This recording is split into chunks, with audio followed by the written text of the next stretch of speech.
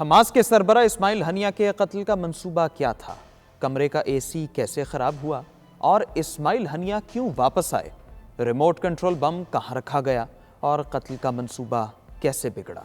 ان تمام سوالوں کے جواب دیں گے ہم اپنے اس ویلاگ میں۔ آپ دیکھ رہے ہیں 92 نیوز ڈیجیٹل اور میں ہوں اسامہ غیور اختر۔ ویورز، اسرائیلی میڈیا نے حماس کے سیاسی ونگ کے سربراہ اسماعیل ہنیہ کے ایران میں قتل کے منصوبے سے متعلق خفیہ رپورٹ کی کچھ تفصیلات سامنے لانے کا دعویٰ کیا ہے۔ رپورٹ کے مطابق اسماعیل ہنیہ کے قتل کی مہینوں تک منصوبہ بندی کی گئی، مگر جس رات انہیں قتل کیا جانا تھا تب ان کے کمرے کا اے سی یونٹ ٹوٹ گیا تھا، جس پر وہ کافی دیر تک اپنے کمرے سے باہر کسی دوسرے کمرے میں چلے گئے تھے۔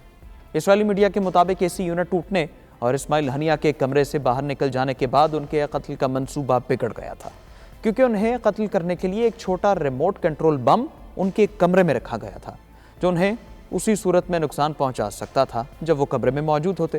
رپورٹ میں کہا گیا کہ کافی دیر بعد بالآخر کمرے کا اے سی ٹھیک کیا گیا اور اسماعیل ہنیہ کمرے میں واپس آ گئے، جس کے بعد رات 1:30 پر ریموٹ کنٹرول بم دھماکہ کیا گیا، جس میں اسماعیل ہنیہ خالق حقیقی سے جا ملے تھے۔ اسرائیلی وزیر دفاع نے اسماعیل ہنیہ کو قتل کرنے کا باقاعدہ اعتراف کیا تھا۔ حماس کے سربراہ اسماعیل ہنیہ کی شہادت نے عالمی امن کے لیے کی جانے والی کوششوں کو پاش پاش کر دیا تھا، جس کی وجہ سے عالمی سطح خصوصاً مشرق وسطیٰ میں جنگ کے بادل مزید گہرے ہو چکے ہیں۔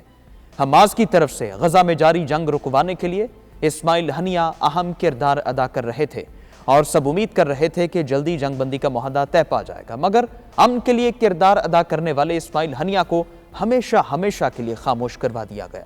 ایران کے نومنتخب صدر مسعود پزشکیان کی حلف برداری کی تقریب میں شرکت کے بعد ان کی قیام گاہ میں ان کو ظالمانہ کارروائی کا نشانہ بناتے ہوئے شہید کر دیا گیا۔ اسماعیل ہنیہ کی طرف سے داغے گئے میزائل نے انہیں براہ راست نشانہ بنایا۔ اسماعیل ہنیہ کی شہادت کے بعد مشرق وسطیٰ میں جنگ کا دائرہ کار وسیع ہو چکا ہے۔ ویورز، آپ اس انفارمیٹو ویڈیو کے بارے میں کیا رائے رکھتے ہیں؟ کمنٹ سیکشن میں اپنی رائے کا اظہار کیجیے اور اس بارے ضرور بتائیے کہ آپ کو کیا شکوک و شبہات ہیں اور آئندہ کے لیے کیا امید کرتے ہیں۔ دیجیے اجازت، اللہ حافظ ناظرین۔